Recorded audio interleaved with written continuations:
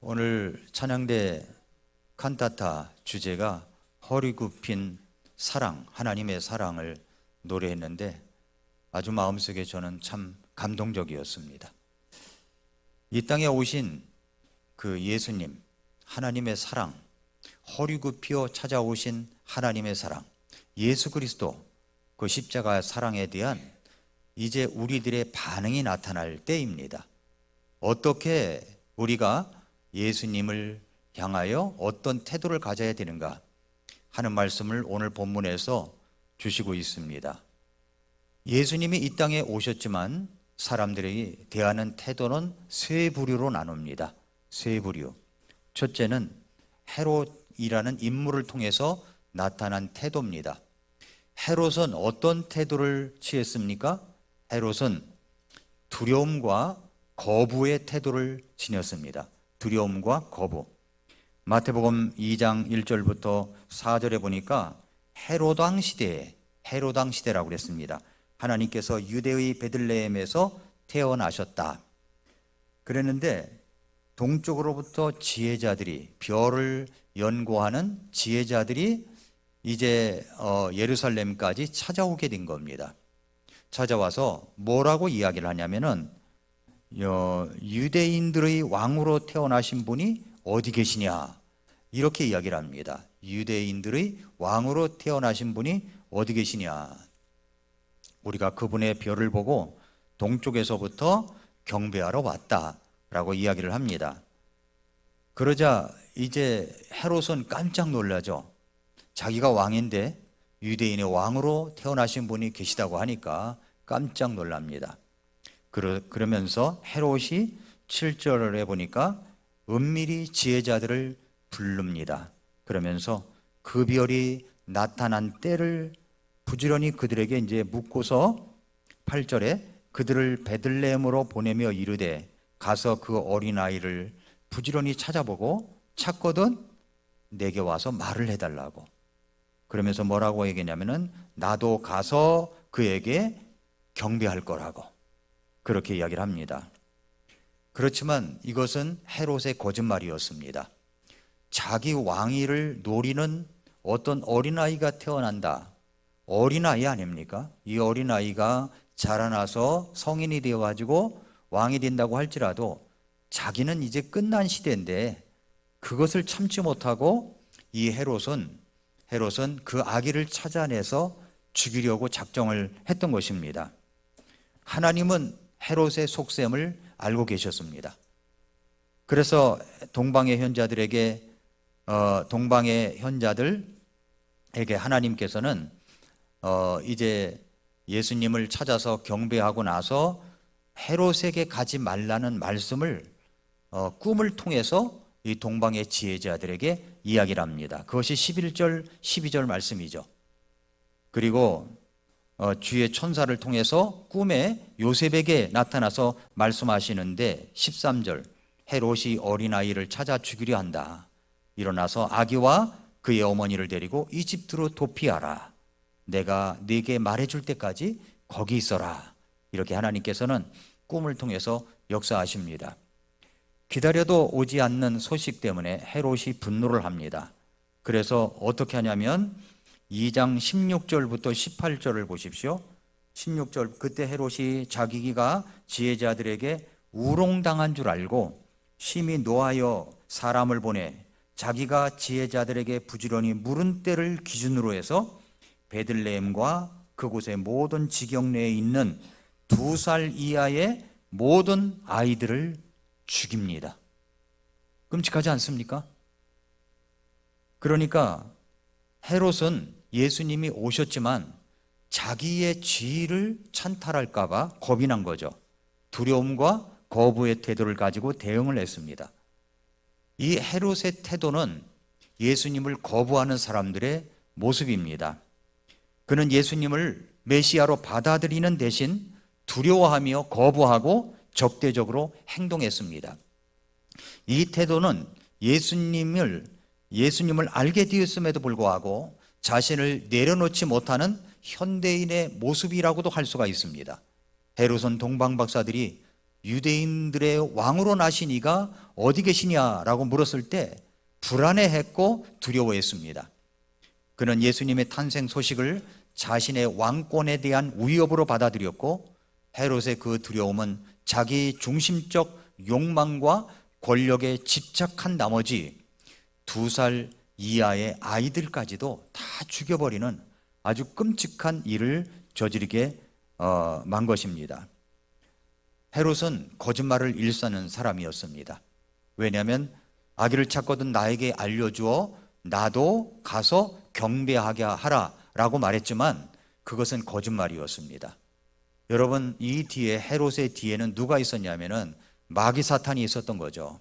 마귀 사탄은 이 땅에 예수님이 태어나셨다는 소식이 자기에게는 가장 끔찍한 소식이기 때문에 헤롯을 통해서 아기 예수님을 죽이려고 했던 것입니다.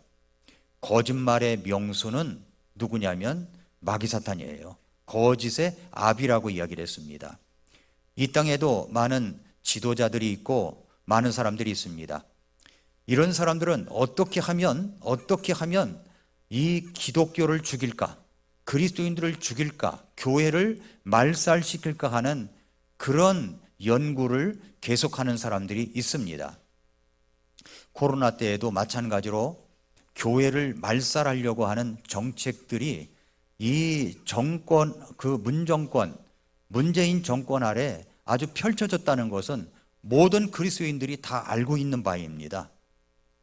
그것은 끔찍한 일이었습니다. 그 뒤에는 마귀 사탄이 숨어 있는 거죠. 대한민국이 선교 대국으로서 모든 나라에 선교사를 보내고 후원을 하고 그러고 있습니다. 제가 이제 엊그저께 이제 광화문을 이제 나갈 일이 있었습니다. 광화문에 나가서 이렇게 경복궁 옆을 돌아가는데 그 추위에 외국 관광객들이 한복을 차려입고 그 추위에 경복궁을 이렇게 들어가는 곳이었습니다. 정말로 깜짝 놀랄 일이었어요. 그 추위에 한복을 차려입고 말이죠. 대한민국이 어떤 경지에까지 갔는가 우리는 알 수가 있습니다. 그러나 이 대한민국이 성장하기까지는 그저 우리만 잘났고 똑똑해서 된 것은 결코 아니라는 거예요. 그 뒤에는 우방 국가들의 보호와 그리고 지켜줌이 있었습니다. 자유를 지켜주는 게 있었던 것이죠. 그러나 마귀 사탄은 그런 나라를 두고 볼 수 없는 겁니다. 이 나라를 완전히 무너뜨리려고 하는 이 적대적인 세력들이 있다는 것이죠. 헤롯의 태도를 보면은 바로 예수님을 자기의 주인으로 받아들이지 못하는 사람들의 모습이고, 자기 중심적 욕망과 하나님의 계획이 충돌한 모습이라고 볼 수가 있습니다. 두려움이 불신과 거부와 그리고 학살로 이어진 모습을 볼 수가 있습니다. 예수님이 이 땅에 오셨지만은 이렇게 아주 적극적으로 거부하는 사람들이 있다 하는 것이 오늘 이제 예수님이 허리 굽힌 사랑으로 이 땅에 오셨지만은 그렇게 거부하는 사람이 있다는 것이 바로 첫 번째 모습입니다. 두 번째는 누구냐면 서기관과 제사장들을 통해서 보여주신 모습인데, 지식은 갖추어져 있습니다. 하나님에 대한 지식은 갖추어져 있는데 하나님에 대한 것에 대한 영적인 무감각과 그리고 무관심한 사람들이 있다는 것입니다. 오늘 본문에서 예수님의 탄생 소식을 듣고 다양한 반응을 보이는 사람들을 발견할 수가 있습니다. 이 중에서 서기관과 그리고 바리새인들, 제사장들의 태도는 지식은 있었지만 그것을 예수님께 경배하는 이런 태도로 발전시키지 못한, 다시 말해서 무관심하고 영적으로 무감각한 사람들을 대표하는 모습이라고 볼 수가 있습니다. 생각해 보십시오. 유대인들의 왕으로 태어나신 이가 어디 계시뇨? 라고 물을 때 즉각적으로 이 일들을 바로 이제 예루살렘이 그것 때문에 소동하였는데, 헤롯이 말하기를 모든 수제사장들과 백성의 서기관들을 함께 모아 그리스도가 어디서 태어나겠느냐 다그쳐 묻습니다. 다그쳐 물어요. 그랬더니 5절 말씀에 그들이 그에게 이르되 유대의 베들레헴입니다 라고 얘기를 해요. 유대의 베들레헴입니다. 갑자기 예수님이 그리스도가 어디에서 태어나시냐, 메시아가 어디서 태어나시냐, 옆구리 쿡 쳐도 금방 나오는 대답이 유대의 베들레헴입니다. 이런 정도로 지식이 있었던 사람들이에요. 그러면서 인용을 합니다. 주께서 대언자를 통해 이같이 기록하시기를 하면서 6절에 이야기하고 있죠. 6절에 유다 땅에 있는 베들레헴아, 네가 유다의 통치자들 가운데서 가장 작디 아니하도다.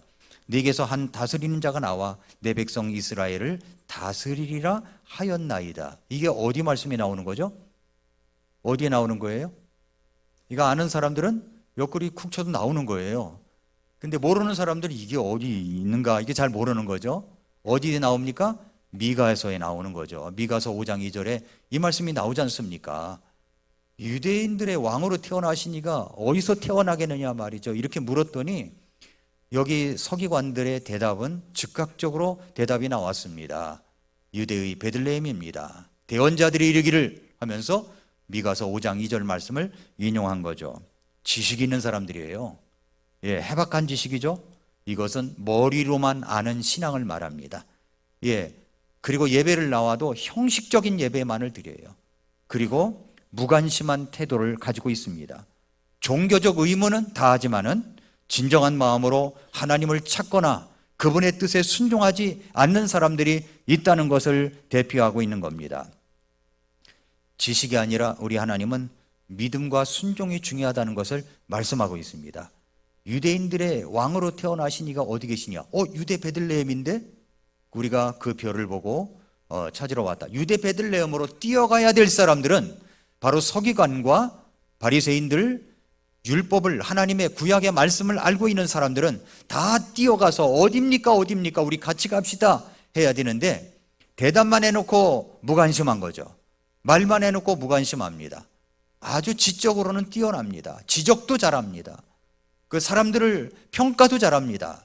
그러나 하나님의 말씀에 순종하지 못하는 그런 사람들의 모습을 대표하고 있다는 거죠. 형식적인 신앙을 이야기하고 있는 것입니다.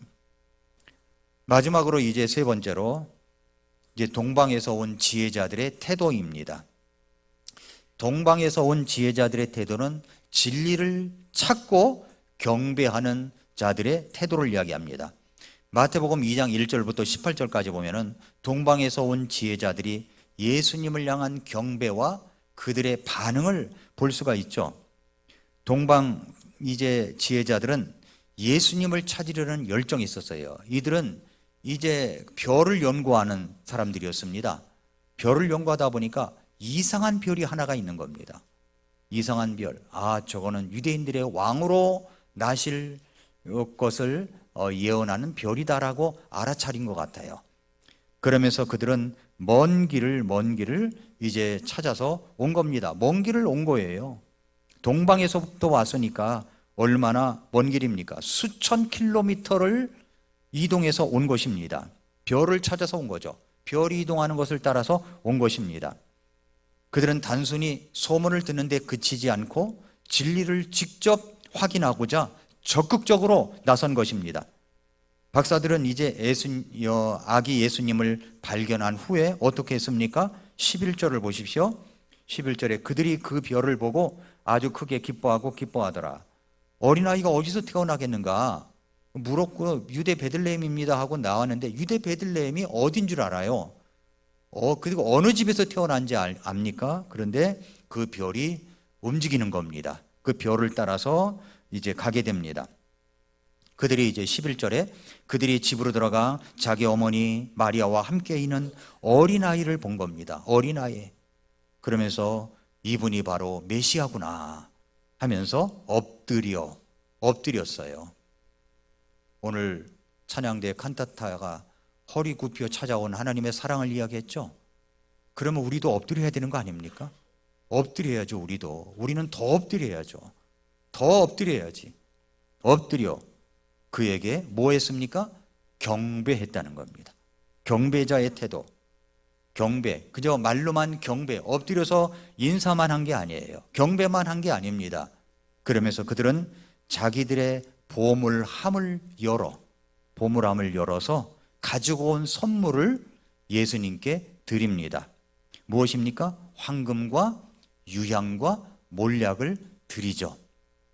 황금은 뭘 상징합니까? 그것은 황금은 왕을 상징해요. 예수님은 진정 왕 중의 왕이십니다 라고 하는 그 선물의 의미가 들어있는 겁니다.